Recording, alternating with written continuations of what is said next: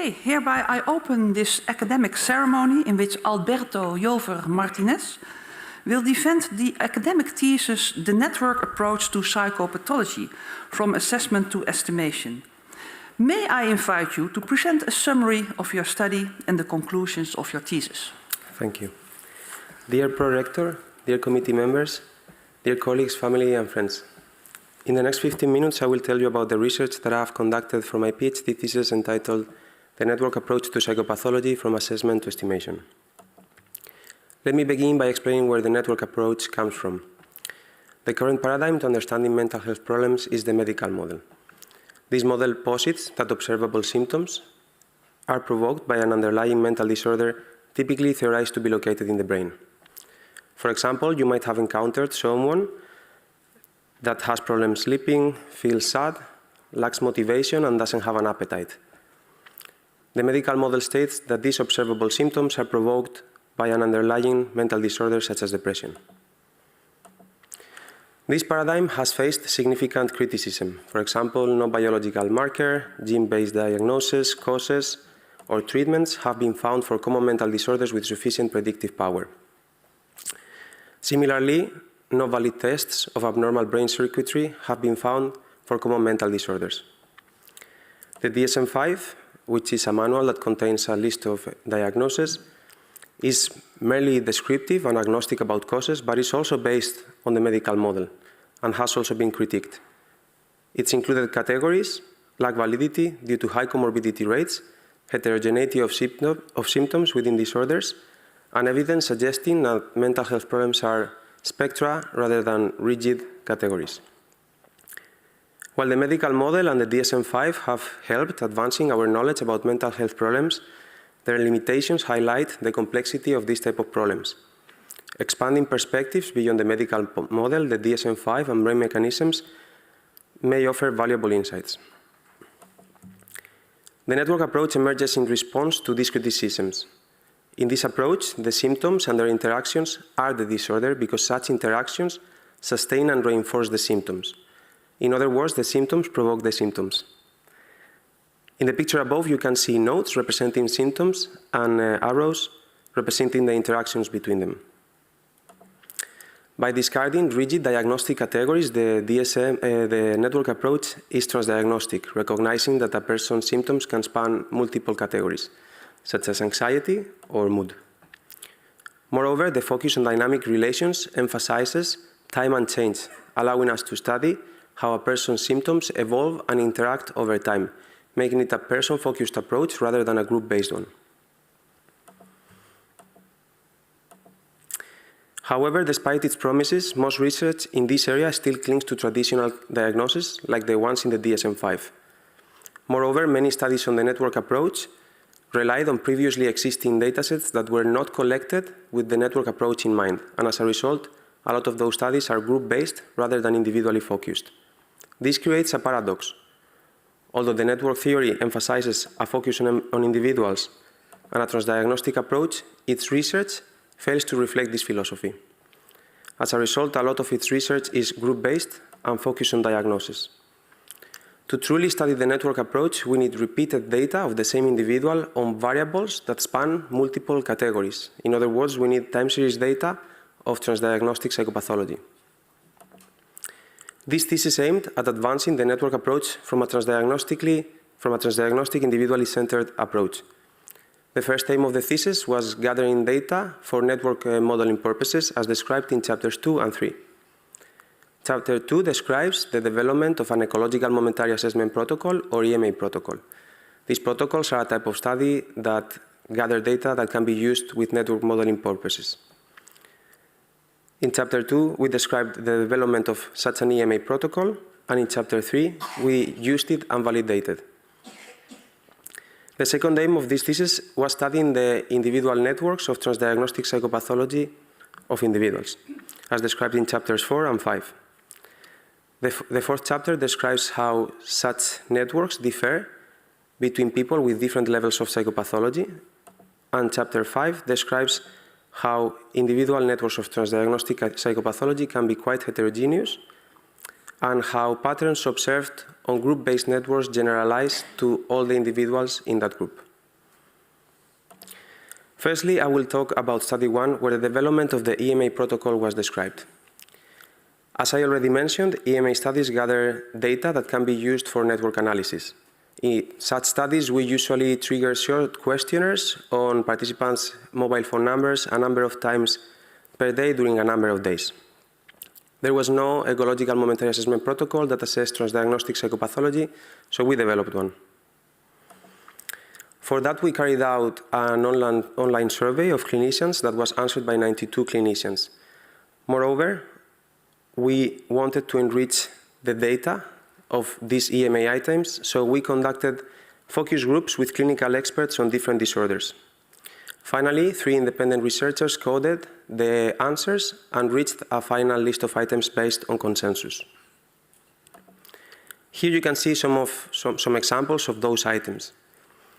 Some highlights of this study were the significant overlap between disorder-specific sets of items that made it possible to also keep the questionnaire short, and underlines the overlap between DSM-5 categories and the transdiagnostic nature of psychopathology. Keeping the questionnaire short made it possible to carry out an EMA study that is described in Study 2. In this study, we investigated the subjective experience of the participants, for example, by asking them how burdensome participating in the study was. Moreover, we also investigated the dropout and compliance rates, the variability of the items, and the relation of the items to baseline questionnaires of psychopathology. 288 Dutch university students began the study, of which 262 finished it.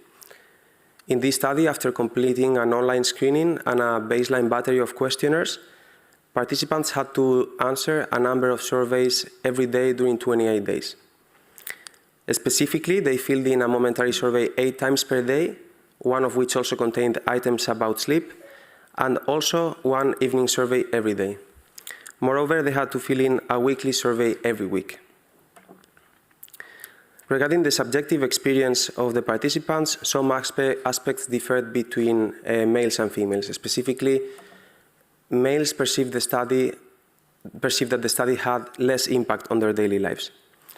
Also, people with higher levels of psychopathology differed in some aspects. Specifically, people with higher levels of psychopathology perceived that the study was a worse representation of their daily life. They also found it more difficult to answer to all the surveys and also to know the answer to the items of the surveys. Regarding compliance, participants were compliant enough for network modeling purposes.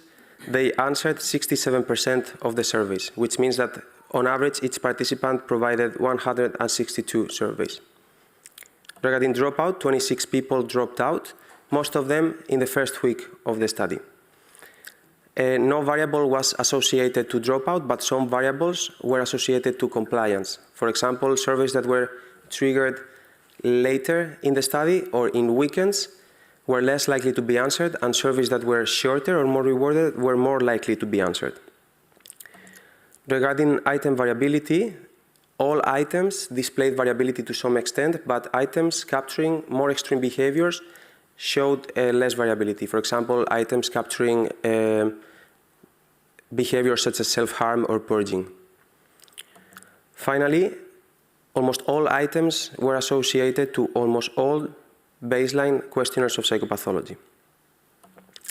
We used the data gathered in this study to compare networks of people with different levels of psychopathology.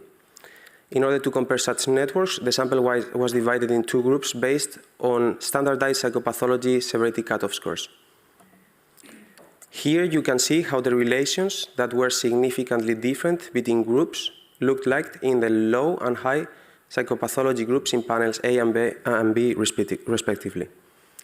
As can be observed, not many differences emerged, which is not in line with the hypothesis that people with higher levels of psychopathology will display a more densely connected network. However, the nodes averages differed between groups, as can be seen by how filled the node circles are. Specifically, positive nodes or good nodes, such as positive affect or self-esteem, were higher in the low psychopathology group, and negative nodes or bad nodes, such as negative affect or worry, were higher in the high psychopathology group. Perhaps the nodes interact with each other similarly, regardless of psychopathology severity, but they function at a different symptom severity. Finally, the heterogeneity of individual networks and the extent to which patterns observed in group-based networks generalize to all individuals in that group was investigated. This is a selection of individual temporal networks of 6 people in our sample.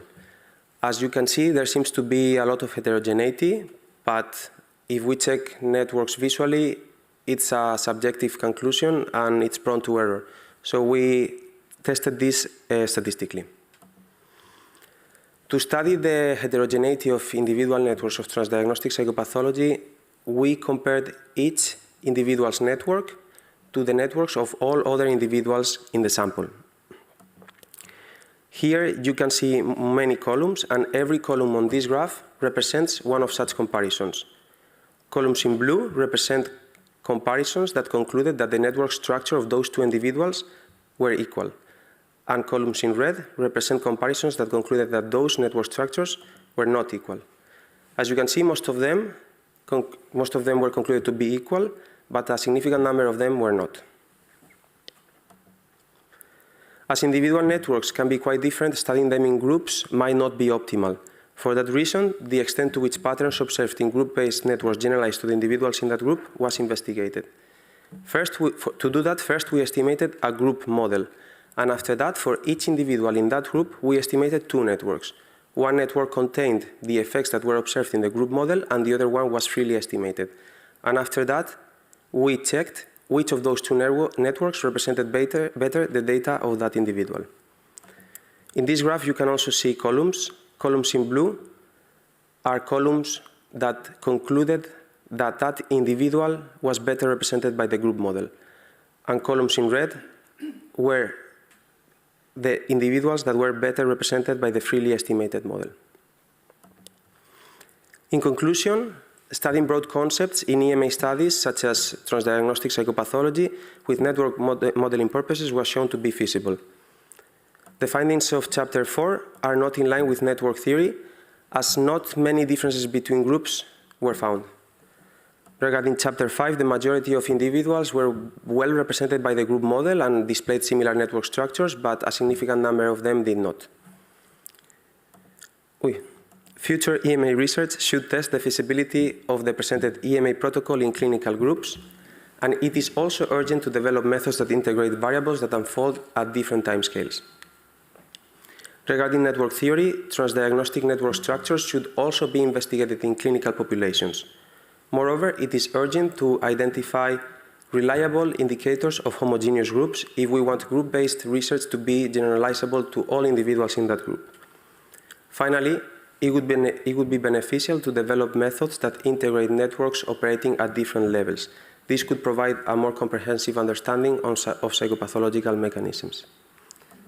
I give back the word to the prorector.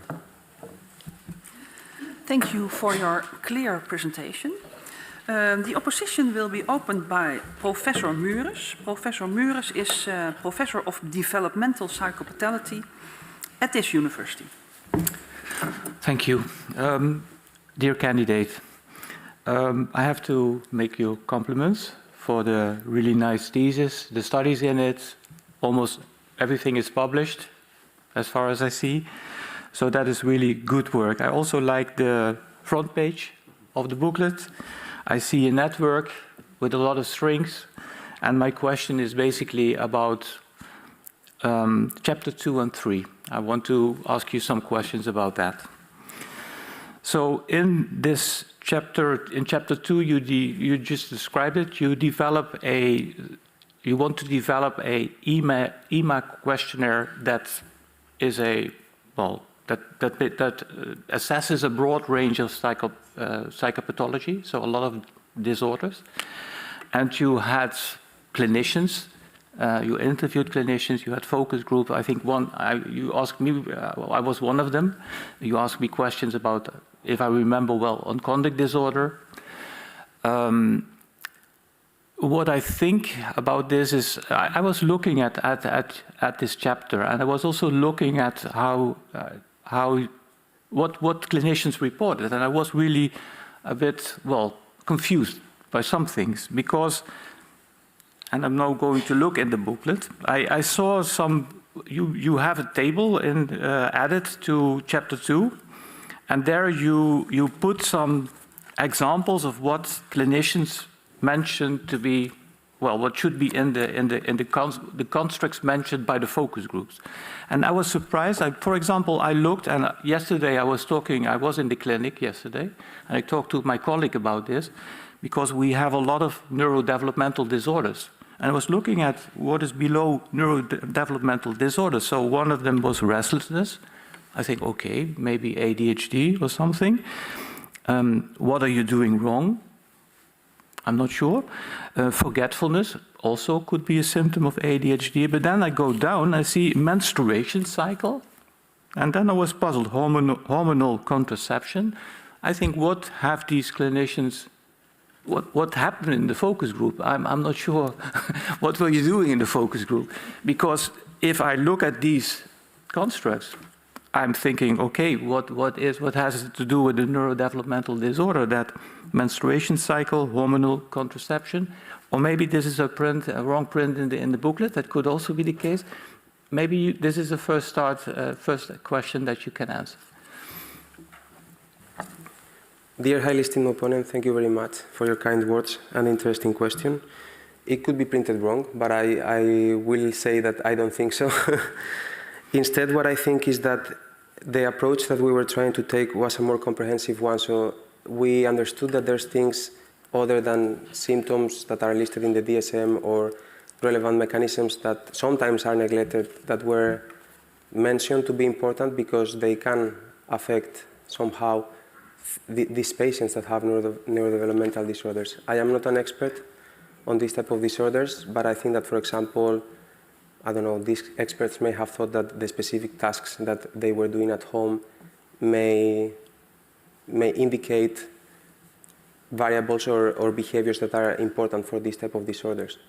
Okay, but when I look at the people that, well, the clinicians, you give some information on the clinicians, you also see what kind of disorders they were mainly treating. Mm-hmm. And then I see there is an overrepresentation of mm-hmm. anxiety disorders, mood disorders, personality disorders, and trauma. Yep. The other conditions, like, for example, neurodevelopmental mm-hmm. disorders, were, well, less frequently. The clinicians had, let's put it this way, had less experience with those disorders. And so I was wondering, maybe you interviewed the clinicians, but maybe it was not representative enough to get a questionnaire that fully covers and also validly covers all the disorders that you try to measure with your EMA questionnaire. Okay. Sorry, maybe I understood you wrong. So when you were talking about the items that we included, you mean the items of the online survey? Is that correct? Well, with the development of the survey. Yes, okay, because it is true that there's an overrepresentation of some disorders in the online survey, but that's exactly why we had the focus groups that you also participated in, because in some cases there were not enough answers to have a representative sample of items, and we wanted to enrich that information with the focus groups. We gathered more qualitative type of information, and we tried to combine these two sources of information to get to a comprehensive list of items. Okay. Yeah, with regard to that, I see that you're putting it all together. This is a paragraph. You have the constructs, and then you decided with another rater 3 and 1, it is said, they made a selection of the construct, and there were 2 criteria. The first criterion was these constructs should be transdiagnostic, and the second criterion, which is kind of opposite to that, is saying the construct should be central to specific disorders. Then there is no mentioning of were you agreeing, was there agreement between the 2 raters? How was it done? Was it like, was there discussions about it, or how did you do it? I think first we had another criteria that was that items would display some variability, because otherwise it wouldn't make sense to include it in EMA protocols.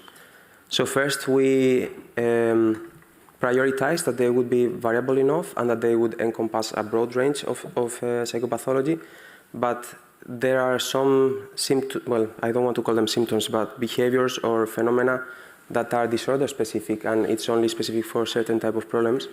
So then we had that other criterion that was we also need to include those behaviors or emotions, cognitions, etc., whatever, that are also important for specific types of mental health problems.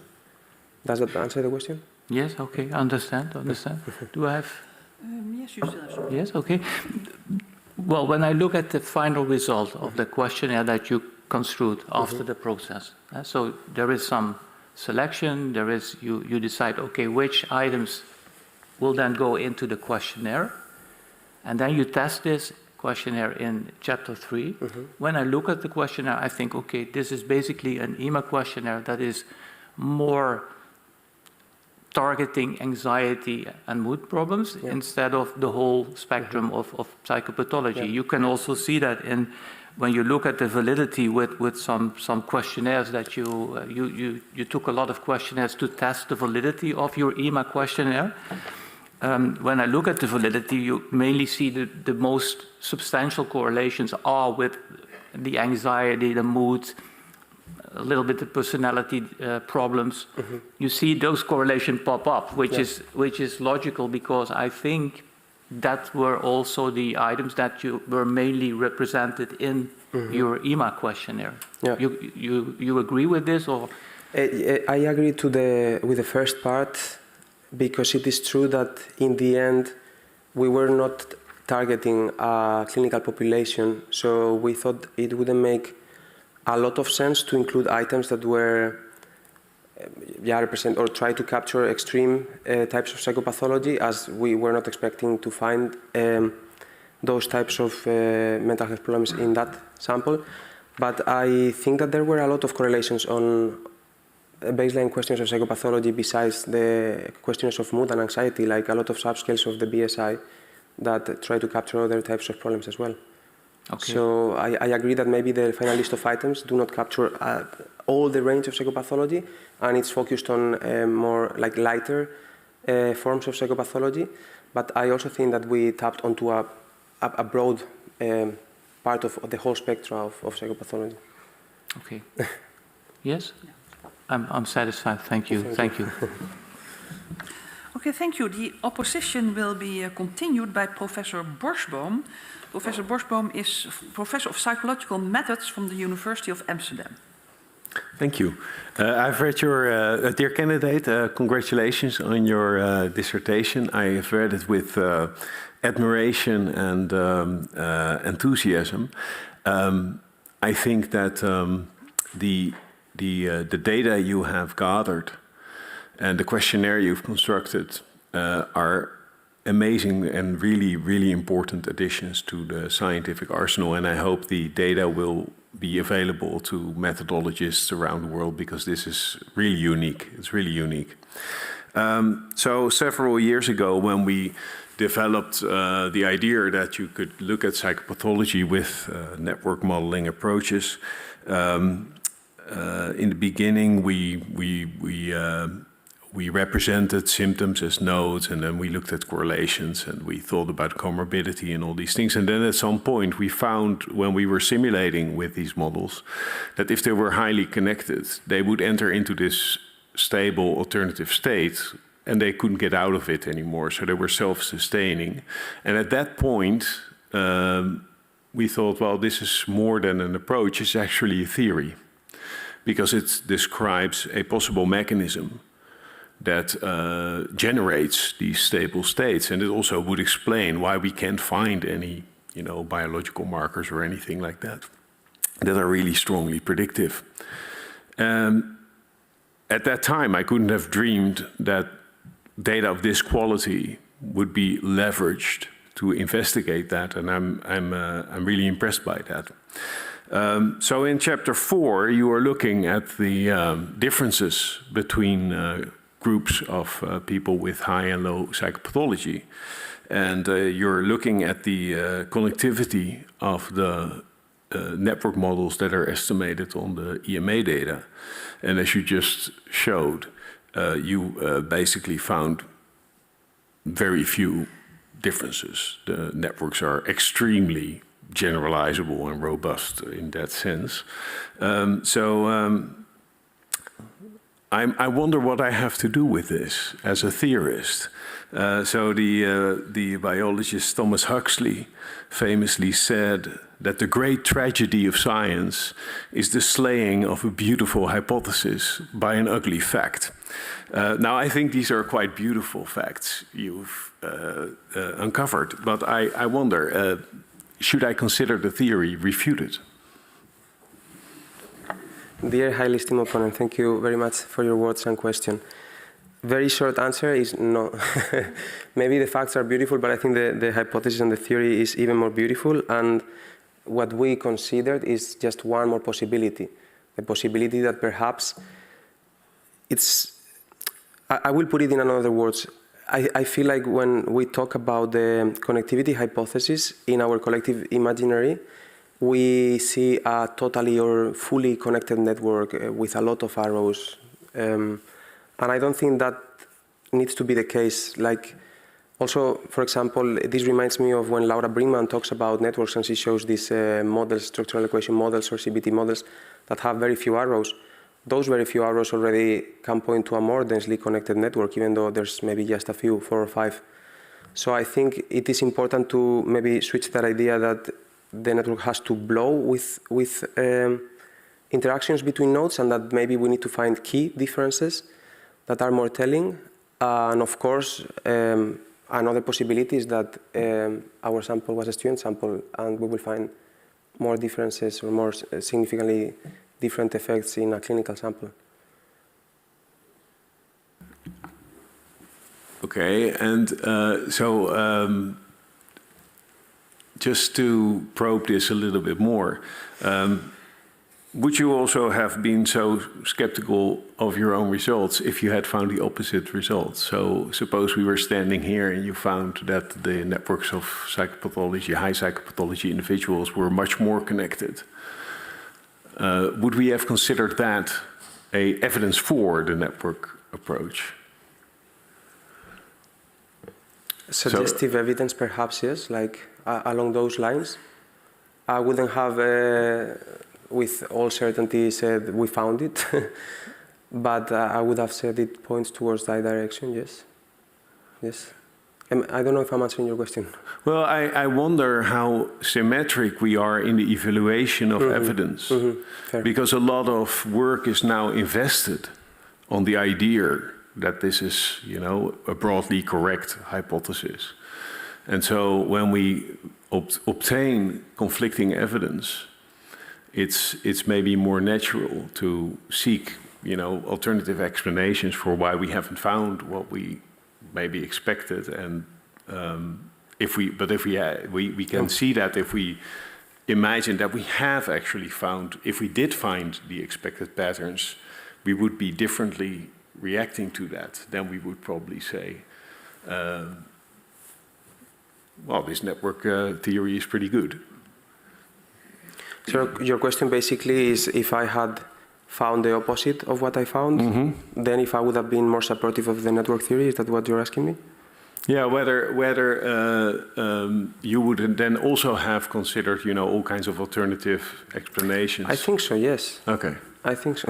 Okay. Like, and I don't only consider one, like I don't only, in the discussion, I do not only write, yeah, maybe it's a matter of symptom severity and the way the nodes interact with each other is unrelated to psychopathology severity. I also consider the hypothesis that perhaps there's more connections in the transition from one state or another, but that then these connections disappear once that the state has been reached.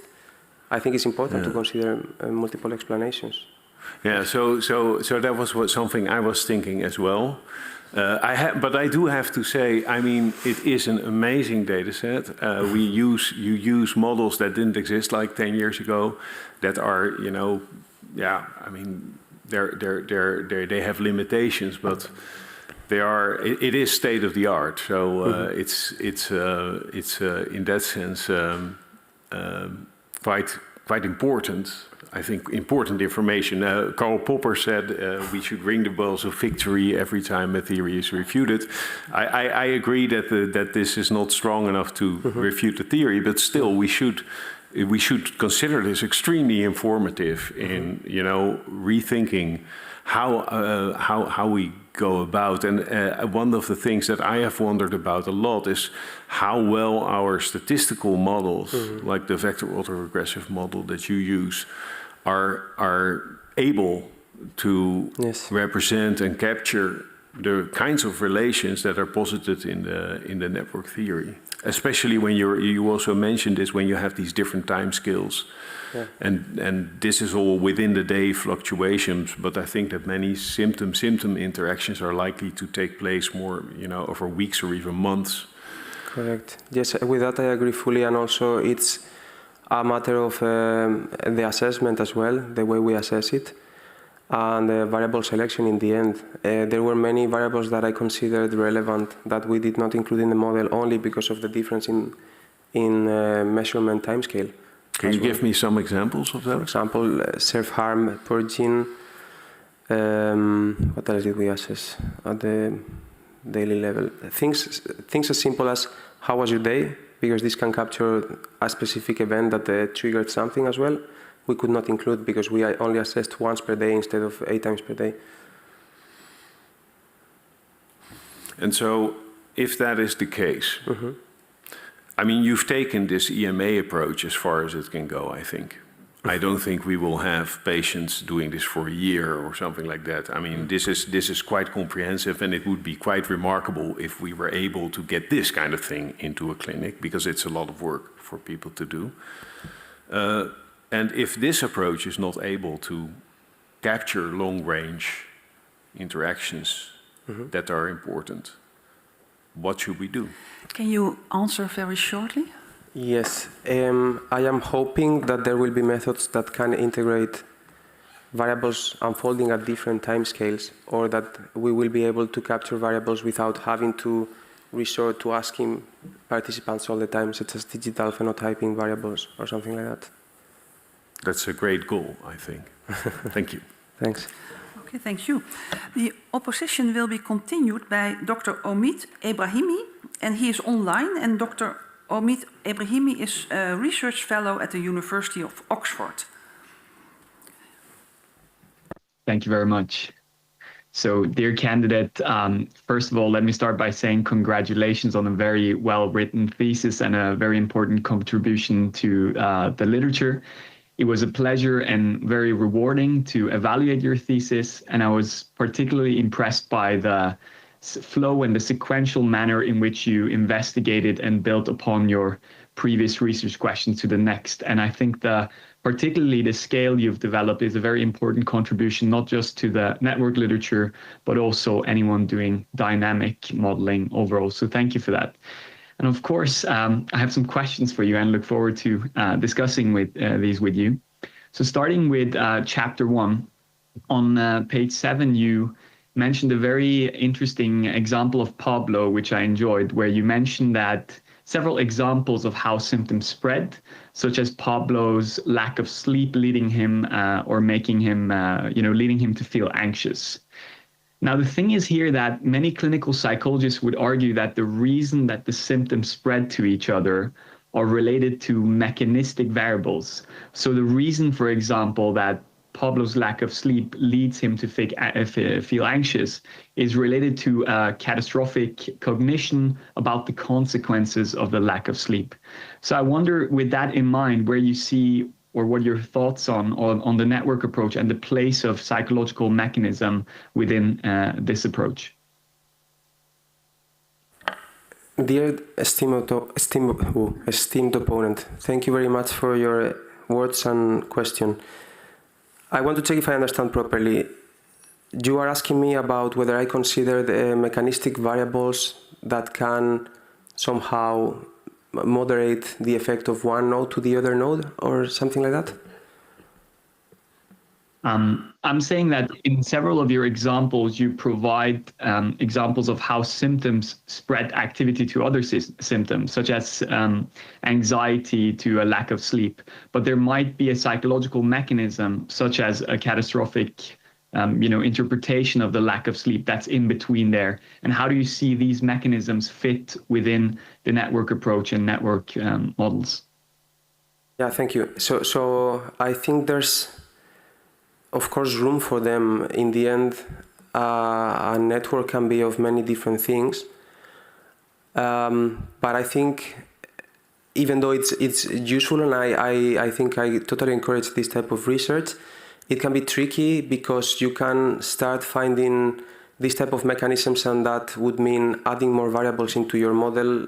And we already have a problem including too many variables in this type of models, and it can be complicated. So I would say that these mechanisms, as they can also be quite specific, even though they can be studied from different approaches, one other approach could be studying them in more experimental settings, which can also be set to study the network approach as well. But I think that this type of studies this type of mechanisms could also be studied in EMA settings as well. You just need to make sure that the mechanism that you're interested can be assessed. So, for example, I don't think you can assess, if you're interested in a biological mechanism, perhaps EMA settings are not the most adequate, but if the problem is, as you are saying, catastrophic interpretation of lack of sleep, you can ask about this specific type of thoughts. Does that answer the question? I don't know if... It does, thank you. Thank you very much. So I have another question. In the same example, you mentioned Pablo's psychological experiences as the system Pablo, which is quite interesting. And within that context, I wonder if we take the premise that we can conceptualize mental disorders as systems, how well do you think that our kind of current knowledge and also the current network analytical toolbox or arsenal, with their assumptions and analytical capabilities, manage to capture and enhance our understanding of psychological disorders, stemming from these systems of interacting variables? So I think perhaps I wouldn't frame it as systems of like mental health problem systems or psychopathological system, but I would see the people themselves as systems, right? And there's things that affect them, and that can be reflected also in their mental health status. But indeed, I feel like it's a very new field and it's quite complex, as sometimes the name itself says it. So I think we are still a bit far of developing a comprehensive enough toolbox to really use this approach. Yes, but we are on the way. That's right. What we are doing all this research for. Is this answering the question? Thank you. It does. I'll move on to chapter 3, where you mentioned the idea of multi-layer networks. I think on page 85, you mentioned it multiple places. And I'm just wondering, what's your perception? Because you mentioned this idea a couple of times of multi-layer networks. What's your perception of where we are in the field with actually being able to successfully implement and model multi-layer networks? How would you go about to implement it in an empirical paper? With this, I'm actually a bit more optimistic. I don't think we are too far. I just think that sometimes we are looking for a one-click solution, that you just have one model or one analysis that gives you all the layers in the network. But I think there are already available some literature on other ways to do that. And for example, if you have certain variables that are assessed less frequently or not frequently enough to fit a time series model, you could just use multi-level regressions, and then you could use those parameters to build one network that develops or unfolds at a slower time scale. And if you have variables or data that are more intensive, so like time series, you could fit your VAR model, and then you could see how those two different type of networks are related to each other. Thank you. So I like that optimistic answer from an analytical level, but just to kind of probe that idea a little bit further, perhaps from a theoretical standpoint, I'm just wondering, you're mentioning these layers, and you also do that in a couple of places in the thesis. You mentioned the word higher level, lower level, and bottom and top layer of multi-layer networks.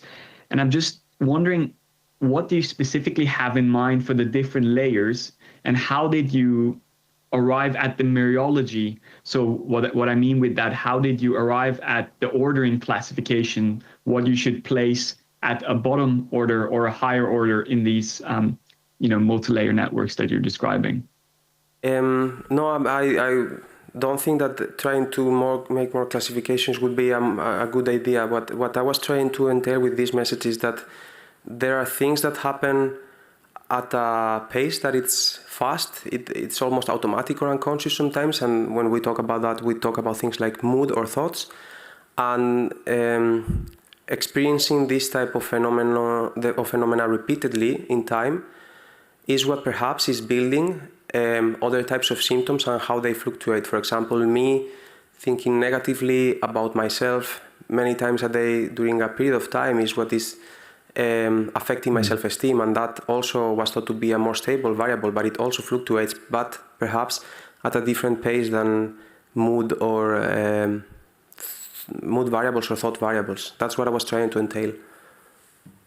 So do I understand you correctly that your ordering classification is kind of based on how fast the process is, with faster processes being at the lower level and slower processes operating at a higher level? You're using time as the fundamental component of your mereology or ordering classification. Without really thinking about a classification, because perhaps you are interested in mood at a momentary level, but also perhaps you prefer to capture mood at a weekly level or something like that, because that says something about the personality of the person. So it's not like I'm trying to classify specific variables that are like on one time scale or another. It's just that we are capturing things that have different paces, right? And we cannot study them together, so we need to find ways to study them, semi-separately. Thank you very much. I'm satisfied, and I think I'm also out of time. Thank you. The opposition will now be continued by Professor van Amersfoort. And Professor van Amersfoort is Professor of Transitional Psychiatry at this university. Thank you. Dear candidate, also for my part, congratulations to your beautiful thesis. And also I extend my congratulations to the supervisors. A lot has been said already, but I think also your thesis deals with a very important and timely topic. And I'm a clinician, so I'm going to continue the discussion a bit from a clinical perspective. And for the last decade, clinicians and academics working in the field of psychiatry have been trying to reform psychiatric diagnostics. And fortunately, they are increasingly approaching mental problems transdiagnostically and more using a dimensional and holistic approach, and recovery-oriented. And trying to distance ourselves from the traditional categorical model. So in a way, this aligns very nicely with the approach you are taking. And I think one thing that is hampering a bit the field forward, and I would like to know how you think about it, is a semantic one, like the DSM suggests that we diagnose and falsely actually labels the word diagnosis, because it's a classification system and not a diagnostic system. And we do not diagnose in clinical psychiatry. We classify, we cluster. So my first simple question is, should we rename the DSM rather than throw it away? Because that's a big of an effort, and I'm not sure if that's really feasible. But rename, replacing the D with another word, and rename the word disorders for other clusters or classifications, and would that help? Dear highly esteemed opponent, thank you very much for your kind words and question. Can I ask, would that help with what specifically? With moving the field forward, so helping research and clinical treatment. I mean, that your aim of the thesis was to use a different approach to, at the end of the day, help the problems in clinical psychiatry, which still a high percentage of treatment resistance. Yeah, I see. I think I liked a lot that you said that it was a semantic problem. I think in the end, changing the word, even though maybe it would help with other things, it wouldn't help so much with helping with moving the field forward, because even though we would use other words, the categories would be used the same way anyway. But I still think it's important, and we should be careful with the words we use, and I even have a proposition about it. And I think it's more dangerous to use symptoms as a word the way we use it. But anyway, it's a vague answer that I'm giving you. I don't know if... No, it was just a warming up question. So it's... I wanted to hear your view. So I'm half-sighted deaf, so sometimes I need to repeat my question. Yeah. Am I hearing correct that you're saying the word symptom is more dangerous than disorder? I think it can be more dangerous, yes. Yeah. Yes. Can you explain this further? Yes, I think... Because I like it, eh? Yeah. I'm glad you like it. So I think sometimes about, I don't know if the name in English is relational framework, that basically says that we can relate different types of things in our brain in any sort of way. And I think the word symptom is really bonded to the medical model and the DSM-5. And this word tricked me in the beginning of the PhD, and I think it can also trick other researchers. The way it tricked me is that we wanted to move away from the DSM-5 and the medical model, but we wanted to assess symptoms. And then we ended up gathering experts of specific disorders, looking at specific disorders, and I think almost all the notes that we include in our models are symptoms of disorders. It is true that we still tap onto a broad spectrum of psychopathology, but I see that even though we want to move away from this classification, we keep falling into that, and I think it's because we say that we want to move away from categories, but not of the word symptoms. I agree, and I mean, you already answer half my next question, because I was going to ask in chapter 2 why you still use the traditional categories to select the clinicians and the focus groups, and use symptoms, because it doesn't help you. So you already gave my answer, but then do you have a suggestion? How would you do things differently? I'm thinking about it. If I had to give you a suggestion now, I think there is a danger in going broader, because you could say behaviors or thoughts, cognitions, motivations, and this makes it broader, but also then you can go more specific. Okay, now this person has a behavioral problem, and since that is so broad, if you want to understand, you need to go more into detail, and you need to start talking about, okay, what specific behavioral problem this person has, etc., etc. So I think we have words to substitute the term symptom, but we need to use them carefully so that it's not too vague or too overwhelmingly specific. Yes, well, I will try to help you a bit, because what I'm lacking in the whole discussion and also in your thesis is the user experience. And instead of symptoms, use the word experience. And so I'm not sure, what do you think of adding the view of the users, the patients, the clients, the people who are having the problems? Because also behavior is very much presented from a clinician or outsider perspective, parent, school teacher, whatever. But the views of the user who's suffering, don't you think they should be implemented in developing, for example, the AMA, the momentary assessment questionnaire? Yes, of course. Like a short answer, yes, it is important. It was not included in the thesis because one can only do that much, but it's relevant. Sorry, can you repeat? It was not included in the thesis because one can only do that much, but it's not that we didn't think about it. It's just that We also conducted this EMA protocol development during COVID, and EMA studies take very long. I think people underestimate how long this type of studies can take. So yes, I hope some person does it, but unfortunately it wasn't me. Yes. Yeah. So yeah, I'm glad you agree because I think that's the way forward. And at least in the Netherlands nowadays, with designing studies, clinical studies, at least in psychiatry, it's common and sometimes even mandatory to involve clients also in developing EMA questionnaires, because then, yeah. At the end of the day, you would like it to be translated into clinical practice. Eh? You would like it to be used and not end up in the drawer of your desk. So the people who are going to use it should also, like it and engage with it. And I think that's been the problem of EMA research over the last 40 years, that the translation to clinical practice has been really, really lacking. Yeah. So do you have any ideas how you would approach that? I think there's still some work that needs to be done before that. Sorry? I think we need to do more work before that. But do you have an idea? What would be imagine you get a VENI grant tomorrow, 2.5 million. Oh, wow. What would be the next step?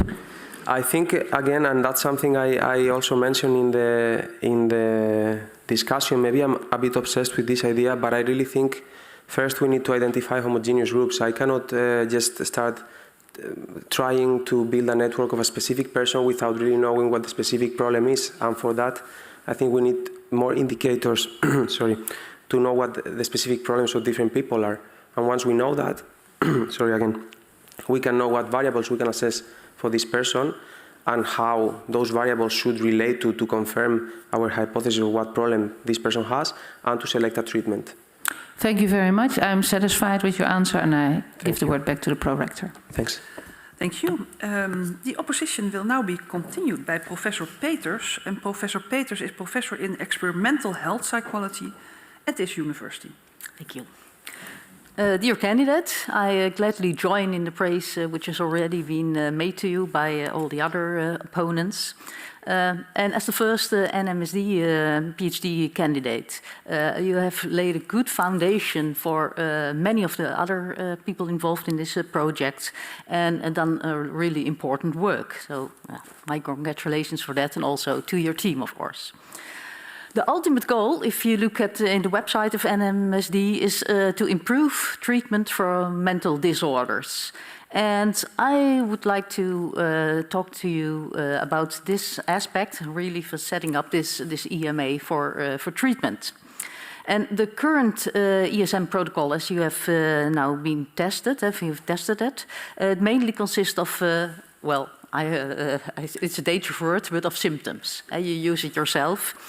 And in your discussion, you state that by focusing almost exclusively on symptoms, it will be difficult to identify the causal relations that provoke mental health problems and that need to be treated. And therefore, you also propose that the ESM protocol should incorporate mechanisms. And Dr. Ebrahimi also alluded to that. However, in your introduction, you also quote APA, that there is a lack of understanding of the mechanisms underlying mental health disorders. And it may also differ from individual to individual. So what mechanisms should you focus on? And do you have any ideas and how to go about it, or by including these mechanisms into ESM? Dear highly esteemed opponent, thank you very much for the words and question. I think talking about what mechanisms we need to include is just too broad, because I can imagine that even within specific diagnoses, there must be many different mechanisms. So, for example, I stepped across a paper the other day that I liked a lot. It was referring specifically to eating disorders, and they were talking about how there are good treatments for most disorders. A big part of patients respond to them, but also a significant number of them do not. That's the whole point of NSMD as well. And in this paper, they were trying to see, okay, what characterizes people that don't respond to treatment of eating disorders? And then they listed a few mechanisms. I remember now things like clinical perfectionism or mood intolerance or faulty interpersonal relationships. So I think these things can be useful to identify these mechanisms. The problem is that maybe it's a bit difficult to study also in EMA settings, but I think those mechanisms are good candidates for those reliable indicators of homogeneous groups that I'm mentioning also along the thesis, for example. So if you already have some idea of the mechanisms and you put them into an ESM, so what would be the added value then? Is it merely confirming that they play a role, or how large they play a role in individual? How do you see that within an ESM setting? So first, that's what I was saying. I don't know how feasible it is to include these type of things in an EMA setting. But you do suggest it, to include more mechanisms in your thesis. Yes, I suggested, yes, but I would have to see specific mechanisms that can be included because, for example, some of those that I was mentioning, I don't know how feasible it is to include clinical perfectionism. That seems to be such a rigid thing in an EMA protocol, but perhaps faulty interpersonal relationships, I could see, or it could be seen, how this can affect experiences differently in different types of people with different type of problems. It doesn't have to be the same relations all the time. Sometimes it can trigger specific thoughts that lead to a depressed mood, or it can be that you react very aggressively to certain interactions. So that is the added value of including these type of things in these models, I would say.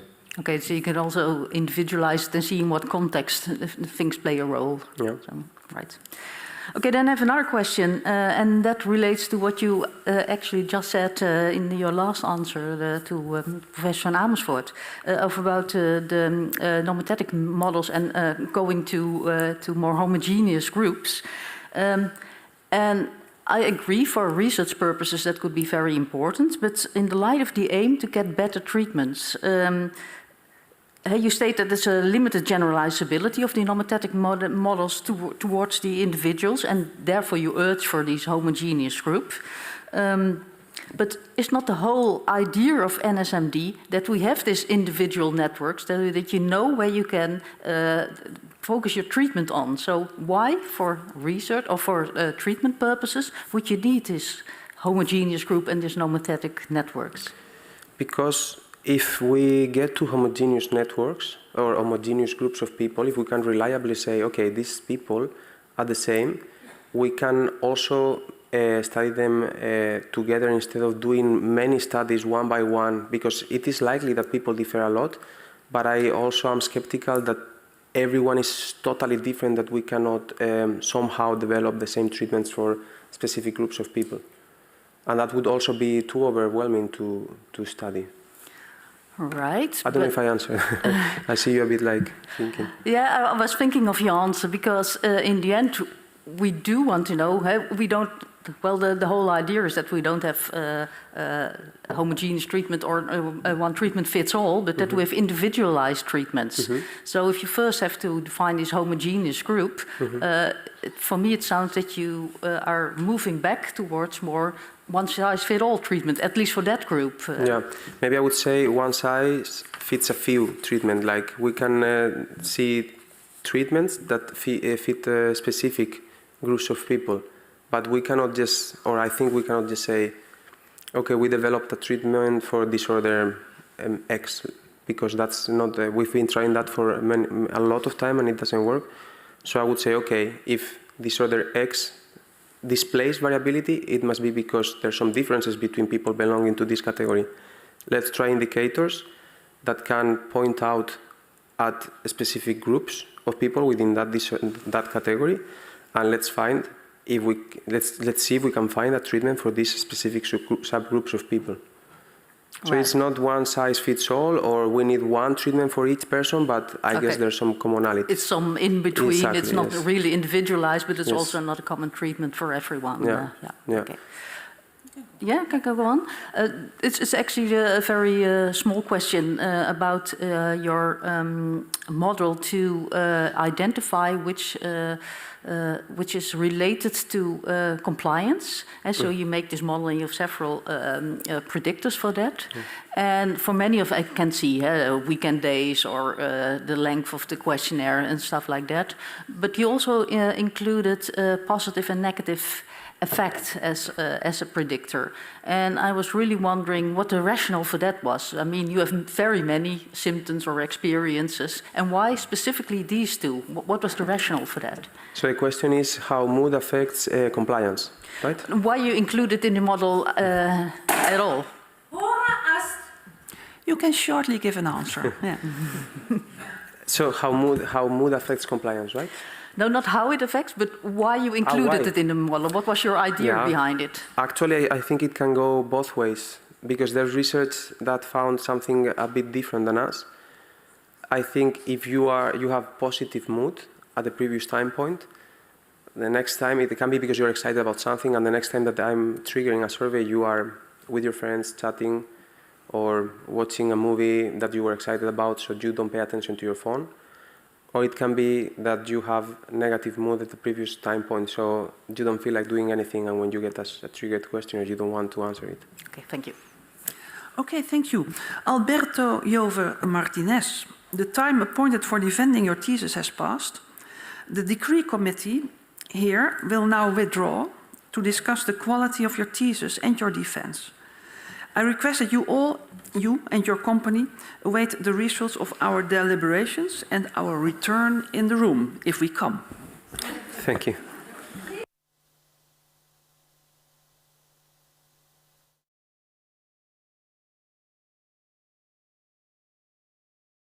The PhD defense has now ended. The degree committee will debate the candidate's performance behind closed doors. This process usually takes about 10 minutes.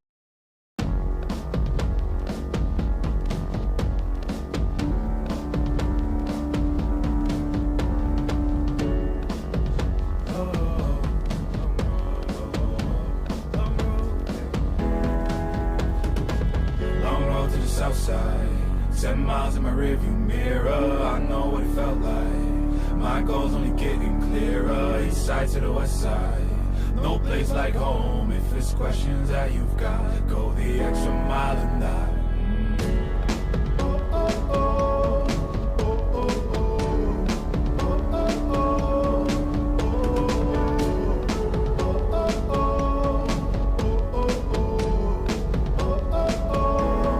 I know what's on the line. I know you know that I can't read your mind. Years can't fly by now, don't waste all your time. Cause I'll go the extra mile. Long road to the south side, 10 miles in my rearview mirror. I know what it felt like. My goal's only getting clearer. East side to the west side. No place like home. If it's questions that you've got, go the extra mile and die. On the dash, got my laces tied. Long road, I don't waste no time. Break rules because fate decides. With the team and we chase the light. I make a move, fall down, shake it off. I hate to lose, bad branch, break it off. No room for negativity, praise and love. Prepare for deep part cause we're taking off. Take the mileage, traveling so far from home. Gathering knowledge, other connections. I put the time in to get everything I ever hoped for. It's a challenge and we all in. It's a better future that we go for. And even though these nights seem long, I know that I am never on my own. Know you won the battle once you grow.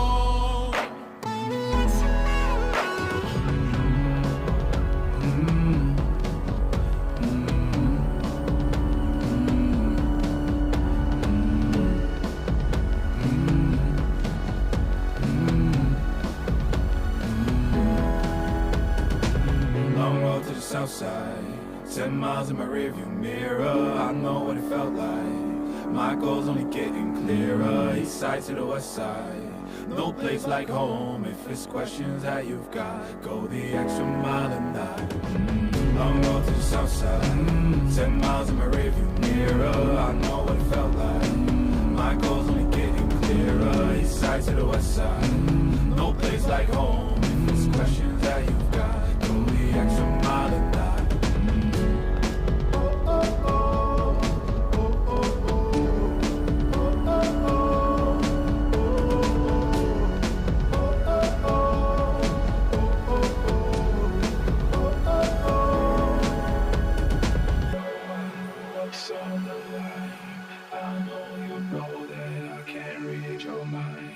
Years can't fly by now, don't waste all your time. 'Cause I'll go the extra mile.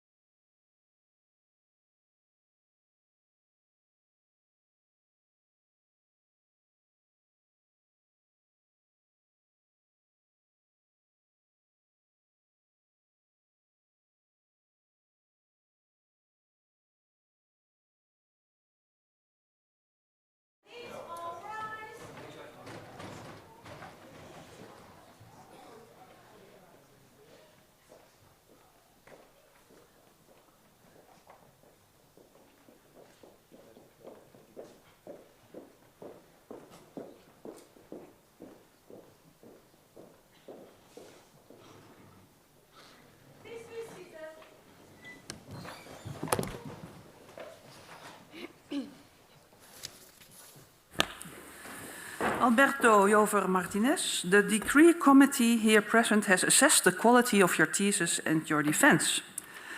In view of its positive verdict, and taking into account your previous qualifications, the degree committee has decided to grant you the degree of doctor. Professor Roefs is authorized to confer upon you this academic distinction in accordance with Dutch university custom. I invite your supervisor to now take the floor. Do you promise to work in accordance with the principles of scientific integrity at all times, to be careful and honest, transparent, independent, and responsible? Yes, I promise.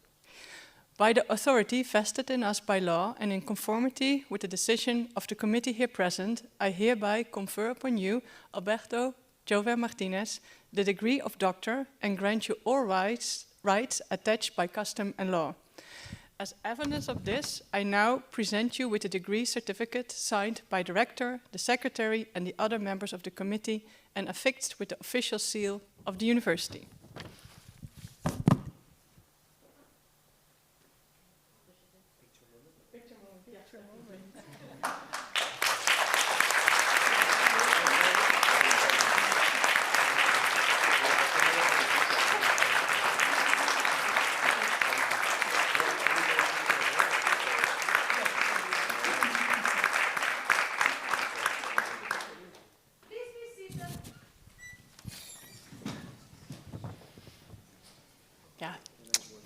Now I can talk to you for 5 minutes or even 6. Dear Dr. Jover Martinez, dear Alberto, this laudatio has a title, and it's called Respectively Unimpressed by Titles, Authority, and Rules. That's you? Congratulations, you did a wonderful job, wrote a very insightful thesis, and you truly deserve the title of doctor. Congratulations also on behalf of your co-promoters, Lotte and Eiko, who are as proud of you as I am. Congratulations as well for your family, who have missed you all this time you were living away from Valencia. I would also like to thank the committee present here today, who evaluated your thesis and contributed to the nice discussions today. You were the first PhD student to start on our national project, led by Anita, our pro-rector today, New Science of Mental Disorders, NSMD, and also the first PhD student of this consortium to graduate today. A long time ago, when you graduated from your research master, I remember talking to you at the reception afterwards, also with your dad. And you wanted to know all about the upcoming vacancy on our project. And you made it very clear how interested you were in working with us on this project. Your dream to work on the network theory of psychopathology came true, and you were hired in our team. Your project had a bit of an unfortunate start, as it was during the second COVID lockdown. We made it work though, and often had our meetings while going for a walk or on a terrace, which was a lot nicer than Zoom. You were very relieved when working on campus was back on. And in our lab meetings, another very nice side of you showed up. That is, you always speak your mind. You're not afraid to disagree, be it with a student, a colleague, a friend, a professor, the big boss of NSMD. And you do so in a disarming way. And it's often apparent that you gave it a lot of thought. You're also quite the intellectual, often telling me about books or articles that you read and sharing interesting viewpoints. And I think this attitude is essential for a good scientist. And you dare to question the status quo. Though you were very much drawn towards the idea of the network approach to psychopathology, you also dared to question it, and you also showed that today. You wanted to critically test it, and you developed your own ideas on it. You have a mind of your own, while being very open to the opinions and contributions of others. They just need to come with very good arguments. And that makes collaborating with you actually very rewarding. Your scientific attitude, your hard work, your R wizardry, and your writing learning curve resulted in your beautiful PhD thesis, consisting of 4 empirical chapters, of which 2 have already been published, and I'm sure the other 2 will shortly follow. You're also the kind of person with whom you can talk about anything, And that is what you also love. You talk and discuss a lot. I also heard that you do it in the evenings with your fellow PhD students. And recently you have been trying to convince them that there's only one truth. And I bet that's your truth then. And some of them were arguing the idea of multiple truths. And I'm very curious about your arguments. You truly care about your work. It needs to be good, it needs to be valuable to people. And you also care about the people around you. You're quite sensitive to how other people are doing, and you're very empathetic. At the same time, you leave nobody guessing how you are doing. You're quite an open book. You never pretend, and that made connecting with you as a person so nice. I think if you participated in your own EMA, there would surely not be a lack of variability. And I'd be very curious about your personal network. A place where these emotions were also very apparent was, of course, on the padel court. With your dad's old racket, you showed your true Spanish roots.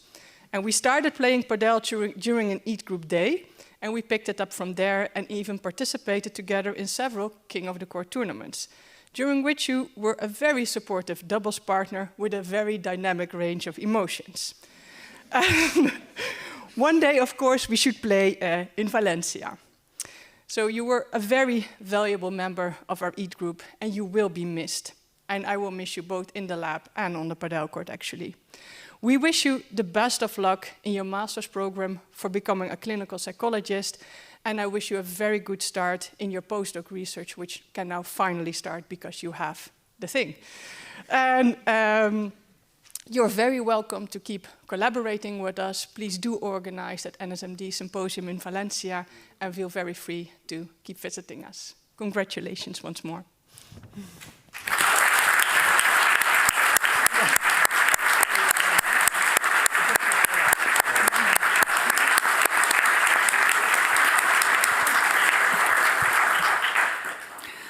Dear Dr. Jover Martinez, also on behalf of the Maastricht University and the whole NSMD consortium, of which I see many people here in the room, also from other cities, so that's very nice.